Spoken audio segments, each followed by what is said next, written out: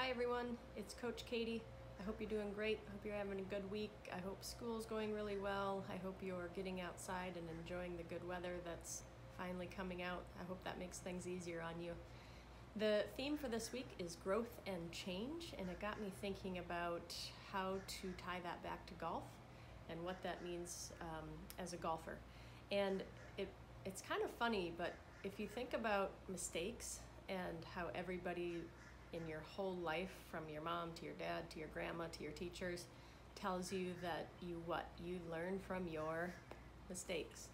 But then what do they also tell you to do? They make you strive not to make mistakes. When you make a mistake, you're supposed to feel bad. You beat yourself up for it. You think to yourself, how could I have been so stupid to have made that mistake? But yet on the flip side, there's supposed to be this magical thing that helps you learn. So am I supposed to do it or not? Am I not supposed to make mistakes? Because I'm getting mixed messages based on that. So I was thinking, let's go make a whole bunch of mistakes on purpose out on the golf course, and let's see if we learn anything from them. Hello, here we are in the woods. And as you can see, I have branches above me, and I am in a little bit of trouble here. All I'm trying to hit it a really short distance back out into the fairway. What am I gonna do like every single kid I've ever met does? They grab their wedge. Why do they grab their wedge? That's my million-dollar question, but I always say, guys, why'd you grab your wedge?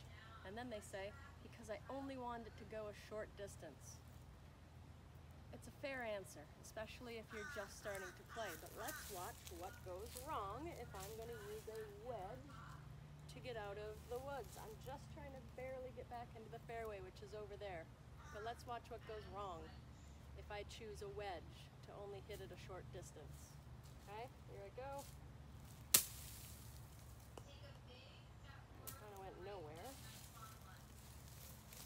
Okay, I'll take a bigger swing. Take a bigger swing. Almost knocked myself out. Okay, I see this every single time I play golf with kids. They're in the woods and they pull out a wedge. Every time. Here we go again. Maybe I'll get lucky this time.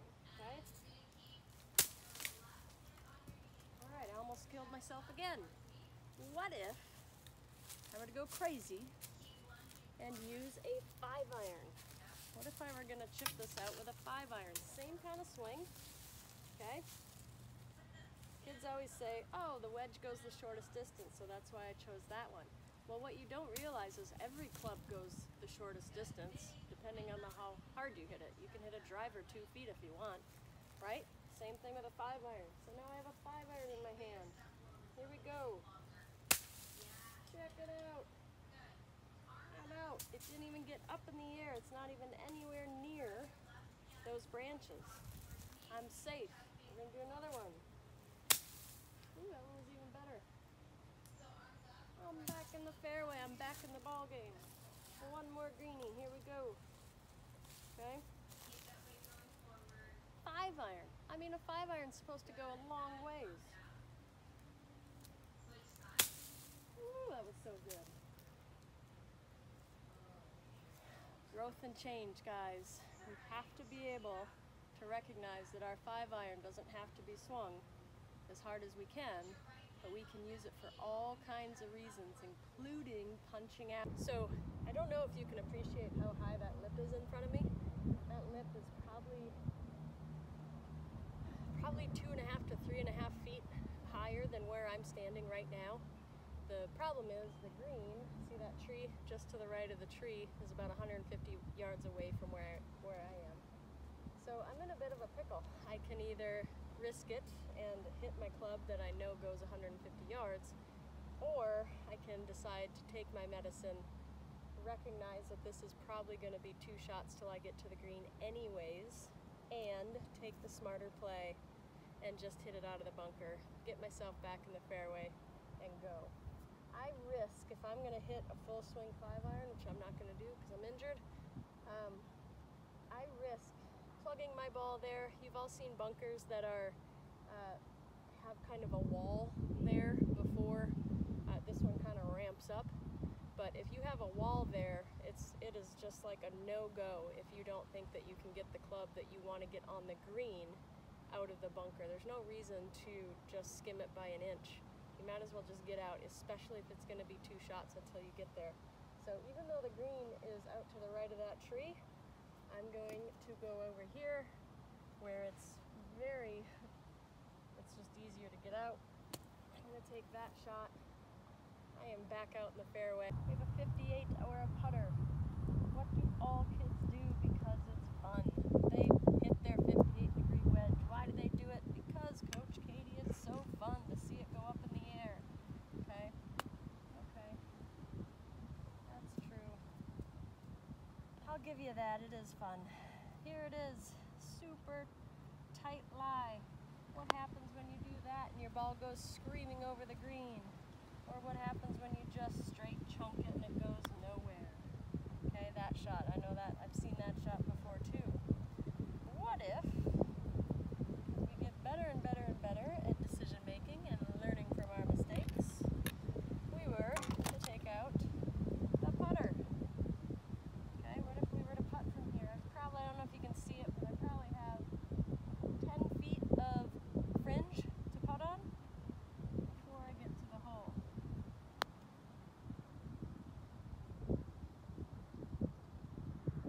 That almost went in. 10 feet of fringe before I get to the hole. So I'm way off the green, really. But here's what you need to know. And here's what all good players know. Your worst shot with your putter will be better than your worst shot with your wedge. So say something goes wrong with your putter, it will still be better than your worst shot with your wedge. So let's see if I can get this one that close too. All 4 of those were pretty darn good compared to where my fun shot with my 58-degree wedge goes. There is absolutely no questions asked, a time and a place to use your 58-degree wedge. It is not right off the green, unfortunately. Hopefully someday your version of fun will change and your version of fun will become shooting in the 30s for the first time or shooting in the 40s for the first time. But your version of fun and hitting that really high floppy shot right next to the green, time to throw that one away. It is fun, I'll give you that. It is fun. But for practice, not for your real play. All right, I hope you enjoyed that little experiment with me, and I hope you got to see me intentionally do some things wrong so that I could work my way around to figuring out what is right. And I chose some of those things because those are all things that I see beginners do, and not even just beginners, but even intermediate players, especially that one where you're trying to punch out of the woods because you hit your shot into the woods. And what do you see every kid do that is just starting out? They pull out their wedge because their wedge goes the shortest distance, right? It also goes the highest. So they end up hitting it right back up into the tree branches versus taking out a 5-iron, just taking a little tiny chip swing with a 5-iron. It keeps it low, back in the fairway you go. But I can't blame you for doing those things. These are all things where you are learning from your mistakes. You are growing and changing in the process. So try things, but also ask why. Constantly ask why. So things like that where you're out in the trees like that. The one in the bunker, make sure you're taking enough club to get over the lip of the bunker. Yes, you want to be trying to hit it far, but are you going to get it over the lip of the bunker? Things like that. You constantly need to be growing and changing as you're working through these things and getting better. So don't worry about making the mistake, but ask why you made it. Ask what could you have done better as a result, rather than doing it over and over again. And if you do that, you will be guaranteed to grow and make the changes that you need to make. Hope you enjoyed it.